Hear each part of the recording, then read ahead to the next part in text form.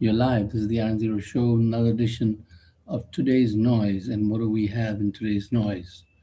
Well, a lot if you're in India and in the city of Delhi.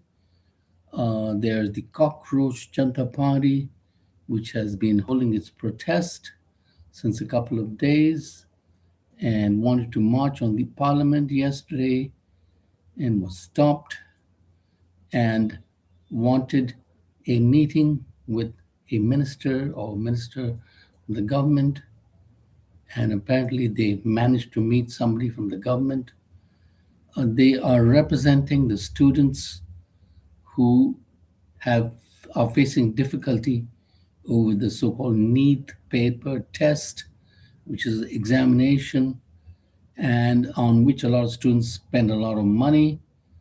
Some even have sold their land or whatever, and then all of a sudden the papers are leaked or something like that, and so it's a lot of confusion and mayhem and a lot of disappointment to young people, and it's like a ripoff. So that is what is going on, and the Cockroach Janta Party wants the education minister to be sacked, to be fired. And the Modi government apparently does not want to fire him because they feel that would be a sign of weakness. But what can I say?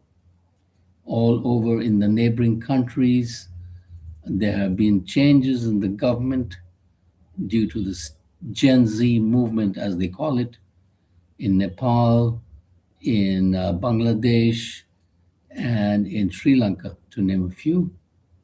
In Nepal, for example, the uh, the government decided to put off the internet, and that created a riot out there, and the government collapsed. And a new government is there now with a young leader called Balan Shah. The same thing happened in Sri Lanka. The young students took over, and they had a change of government. So India has to watch its steps carefully also. And my personal view would be that the education minister should go if that is one of the demands of the young people. Because if the man in charge of the educational affairs has screwed up, so to speak, then usually in most countries of the world, they have to go. They're fired, basically. And a new person has to come in, fresh blood, so to speak. But apparently, Mr. Pradhan, the education minister, has a lot of experience in the electioneering, and the electioneering is coming up. So I guess the Modi government does not want to release him. So what will happen? Who knows? There have been meetings between the government and one of the main activists, Sonam Wangchuk, who is now being shifted to a hospital of his choice. And he says he'll quit the fast if the government will meet him. They have met him. What transpired with that, we don't know as yet. Mr. Rahul Gandhi, leader of the opposition, and his sister, Priyanka Gandhi, who were protesting outside the Prime Minister's residence, were arrested and then taken away, and possibly they would have been released, I guess, by now. And I think Mr. Gandhi is going to give an address to the media now around this time. So this is a problem that you can't sweep under the rug, won't go away. And there were a lot of uh, demonstrations in other parts of the country too, as far away as Arunachal Pradesh, which is on the border with China, and in Uttar Pradesh, Maharashtra, etc., and in Uttar Pradesh too. So not a good omen. And if if there is something on the citizens' minds, then they have the right to peacefully protest, and they can't be shut down by the police, so to speak. And that is the protest just now that's going on, that they have the right to protest.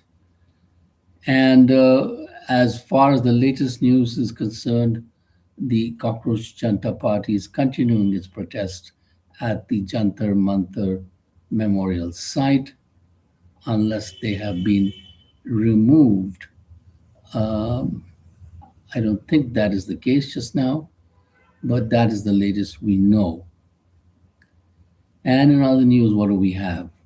Well, the Iran USA fiasco, if I might call it, continues with bombings by the US military on Iran, and Iran is bombing the US military installations or facilities in the neighboring countries, Kuwait, Bahrain, Syria, Jordan, etc.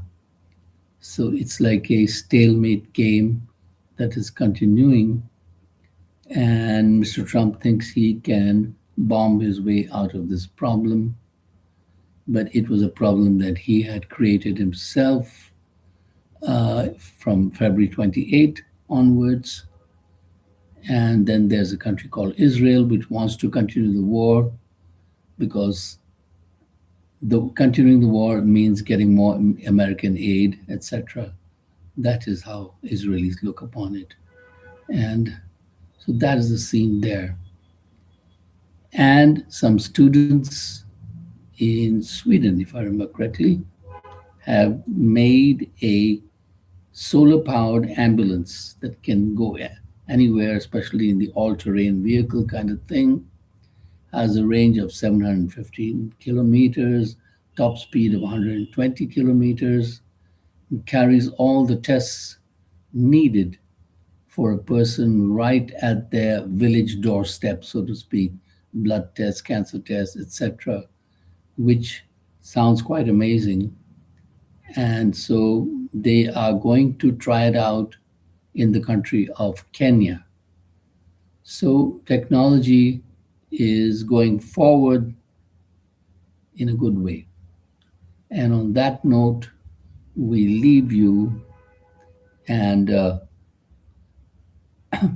we just found a breaking news that Trump must hand over financial information. Rules records must be available, part of the